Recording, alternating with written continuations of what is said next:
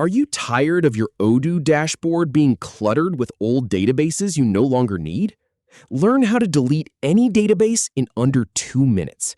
In this quick walkthrough, I'll show you the exact path from your dashboard to the delete confirmation, so you can clean up in seconds.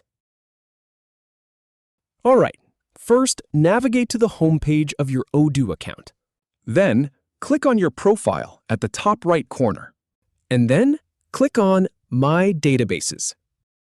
Now, choose the database you want to delete from the list. Next, click the small gear icon next to it. Then, click on Manage.